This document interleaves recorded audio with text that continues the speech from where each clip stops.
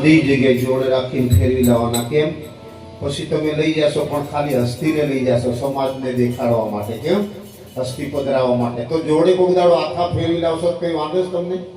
જોડે ફેરવી લાવ સંપત્તિ બધું હોય તો જબરજસ્તીનો સોદો કરવાનો નથી. તો ફેરવી લાવવાનો બિલકુલ પ્રેમથી. અને જ્યાં સુધી ખબર લઈને જાય એના કરતા ક્યારેક સમય મળે ને અને હાલતા ચાલતા બંધ થઈ જાય ને ખાટલામાં હોય ને તો બે જોડી કપડાં એમને યાદી આવવાના. તો એની નજરે જોઈ લેશે કે મને આ કપડાં આપવા માટે આવ્યો. તમારો કદાચ એના મુખમાંથી વાણી નીકળી જશે, ભગવાન તારું ભલું કરશે. તો આપણે જીવનમાં ક્યારેય દુઃખી નહીં થાય. મા બાપના આશીર્વાદ હશે ને. આ મોટા મોટી ગણેશ ભગવાનને યાદ કરી આપણે અત્યાર સુધી, ચેલૈયાને યાદ કરી અત્યાર સુધી. ભગવાન રામને બીજો કોઈ કહેવા વાળો નથી તને વનવાસ છે એમ. પોતાના મા બાપનો આદેશ હતો. પિતાજીના વચન ખાતર રામજી વનમાં જાય. એક ભજન છે ને, સમજણ જીવનમાં થઈ જાય પછી જોયા જેવી થાય એ ભજનમાં કહે છે.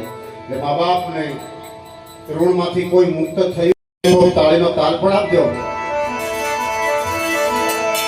અરે ચંદા સુરત મારે આંગણે લગાવો.